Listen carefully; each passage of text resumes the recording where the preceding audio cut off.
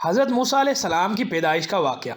معزز ناظرین کرام، موسیٰ علیہ السلام اللہ تعالیٰ کے جلیل القدر پیغمبر ہیں۔ آپ علیہ السلام کا ذکر قرآن مقدس میں متعدد دفعہ ملتا ہے۔ آپ علیہ السلام کی پیدائش کہاں ہوئی اور پھر آپ پرورش کے لیے فرعون کے محل میں کیسے پہنچے، یہ مکمل واقعہ قرآن مقدس میں بھی موجود ہے، جبکہ بائبل میں بھی اس کی تفصیل ملتی ہے۔ جناب موسیٰ علیہ السلام معجزانہ پیدائش اور پھر فرعون کے گھر میں پرورش کی مکمل کہانی جاننے اور اس سے جڑے بہت سے اہم سوالات کے جوابات جاننے کے لیے آپ اس ویڈیو میں آخر تک ہمارے ساتھ جڑے رہیں تاکہ آپ حق اور سچ جان سکیں۔ معزز خواتین و حضرات، یہ 1520 قبل مسیح کی بات ہے۔ مصر پر فرعون بادشاہ منفتح ثانی کی حکومت تھی۔ بعض نے اس کا نام منفتح بھی لکھا ہے۔ یہ نہ صرف ظالم و جابر تھا بلکہ اس نے خدائی کا دعویٰ بھی کر رکھا تھا۔ اس نے بنی اسرائیل کو اپنا غلام بنا رکھا تھا، حالانکہ وہ حضرت یوسف علیہ السلام کے زمانے سے وہاں رہائش پذیر تھے، کیونکہ حضرت یوسف علیہ السلام نے اپنے والد حضرت یعقوب علیہ السلام اور اپنے بھائیوں کے لیے زمین کا ایک ٹکڑا اس وقت کے فرعون بادشاہ ریان بن ولید سے حاصل کیا تھا۔ حضرت یعقوب علیہ السلام کی اس نسل کو بنی اسرائیل کہا جاتا ہے، جو کہ مصر میں ہی رہائش پذیر رہی اور اس میں اضافہ ہوتا چلا گیا۔ جناب یعقوب علیہ السلام کی یہ ساری نسل ان کے دین پر قائم رہی، چنانچہ اس وقت اللہ تعالیٰ کے نزدیک یہ سب سے بہتر جماعت تھی۔ واضح ہے کہ انہوں نے فرعون کو سجدہ کرنے اور اسے اپنا رب ماننے سے انکار کر دیا تھا۔ اسی وجہ سے بادشاہ اور اس کے حواری ان پر ظلم و ستم کے پہاڑ ڈھاتے اور ان سے گھٹیا کام کرواتے۔ یہاں ایک اہم پوائنٹ آپ کو بتاتے چلیں کہ فرعون کسی خاص شخص کا نام نہیں بلکہ یہ مصر کے بادشاہوں کا لقب تھا۔ تاریخی حقائق کے مطابق 31 فرعونہ خاندانوں نے مصر پر یکے بعد دیگرے حکومت کی اور سب سے آخری خاندان نے 332 قبل مسیح میں سکندر اعظم کے ہاتھوں شکست کھائی۔ اب بڑھتے ہیں اصل موضوع کی طرف۔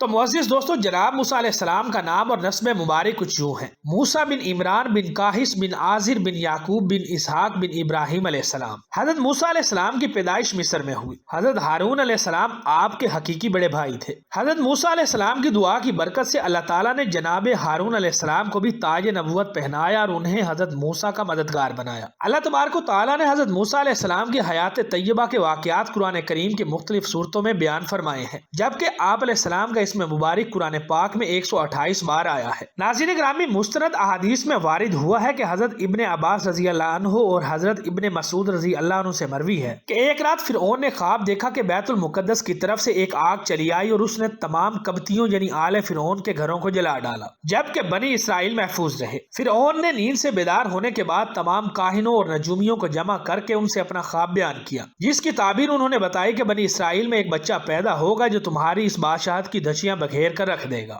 فرعون کو یہ سن کر گہری تشویش ہوئی اور اپنے اقتدار کو لے کر فکر مند ہو گیا۔ اپنے اس اقتدار کو بچانے کے لیے اس نے حکم جاری کیا کہ بنی اسرائیل میں جو بھی لڑکا پیدا ہوگا اسے فوراً قتل کر دیا جائے گا۔ فرعون کے حکم کی تعمیل ہوئی اور نومولود بچوں کو قتل کیا جانے لگا، لیکن نومولود بچوں کے اس قتل عام سے مردوں کی تعداد کم ہونے لگی۔ قبطیوں کو اس پریشانی نے آ گھیرا۔ ان سب نے ارادہ کیا کہ فرعون سے شکایت کی جائے کہ اگر اسی طرح چلتا رہا تو ایک وقت ایسا آئے گا کہ سارے زور آور کام انہیں کرنے پڑیں گے اور مفت کے مزدور بھی ہاتھ سے نکل جائیں گے۔ وہ سب فرعون کے پاس جا پہنچے اور اس مسئلے کا ذکر کیا۔ بہرحال فرعون نے نیا حکم صادر کر دیا کہ 1 سال لڑکوں کا قتل کیا جائے گا اور 1 سال انہیں چھوڑ دیا جائے گا۔ پھر ہوا یوں کہ حضرت موسیٰ علیہ السلام کے بھائی حضرت ہارون علیہ السلام جو نبی ہوئے ہیں، معافی کے سال پیدا ہوئے اور حضرت موسیٰ علیہ السلام قتل کے سال۔ اس طرح اللہ تعالیٰ کے پیارے نبی نے دنیا میں آنکھ کھولی۔ اللہ رب العزت نے ان کی والدہ کو حکم دیا کہ وہ اپنے لخت جگر کو اس وقت تک دودھ پلاتی رہیں جب تک کوئی خطرہ محسوس نہ کریں۔ یہاں واضح ہے کہ در حقیقت حضرت موسیٰ علیہ السلام کی والدہ کے پاس باقاعدہ فرشتہ اللہ تعالیٰ کا پیغام نہیں لایا تھا، بلکہ ان کے دل میں یہ بات ڈالی گئی تھی اور ان کا دل اس پر مطمئن کر دیا گیا تھا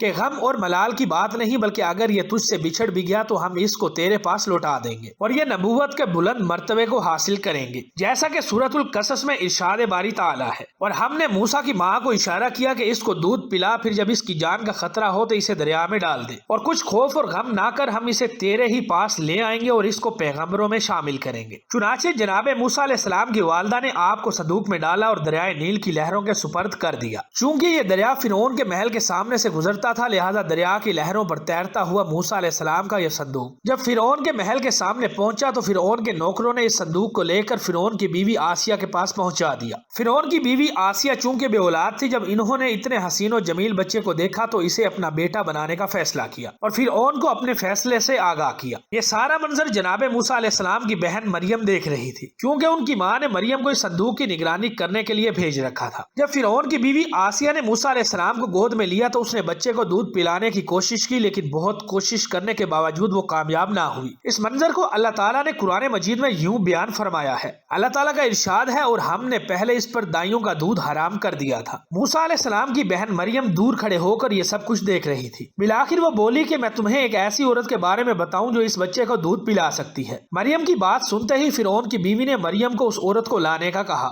جناب موسیٰ علیہ السلام کی بہن مریم بھاگتی ہوئی گئیں اور اپنی ماں کو لے آئیں۔ جیسے ہی انہوں نے بچے کو گود میں لیا تو بچے نے دودھ پینا شروع کر دیا، اور یہاں اللہ کا وعدہ پورا ہوا اور اسی کی منت پر موسیٰ علیہ السلام کی والدہ فرعون کے محل میں رہنے لگ گئی۔ معزز دوستو، اللہ کی قدرت دیکھیے، جس بچے کے خوف سے فرعون نے سینکڑوں بچوں کو قتل کیا تھا، اس کی پرورش اسی کے محل میں ہونے لگی، اور اس طرح جناب موسیٰ علیہ السلام نے اسی محل میں پرورش پائی۔ ناظرین گرامی، جناب موسیٰ علیہ السلام کی پیدائش کے اس مکمل واقعہ سے ہمیں کئی ایک سبق ملتے ہیں، جن میں سے ایک سبق یہ ہے کہ اللہ تعالیٰ جب کوئی کام کرنے یا کسی کو پیدا کرنے کا ارادہ کر لیتا ہے تو پوری دنیا کی طاقتیں اکٹھی ہو کر بھی اللہ تبارک و تعالیٰ کے اس کام کو روک نہیں سکتی، بلکہ اللہ رب العزت انہی طاقتوں کے زیر اثر اپنے اس کام کو پایۂ تکمیل تک بھی پہنچا دیتے ہیں۔ جس طرح قرآن مقدس میں ارشاد باری تعالیٰ ہے کہ اللہ تعالیٰ جس کام کو کرنے کا ارادہ فرماتے ہیں تو اسے کہتے ہیں ہو جا، تو وہ ہو جاتا ہے، اور اللہ تعالیٰ کی ذات کوئی بھی کام کرنے میں کسی کی محتاج نہیں ہے۔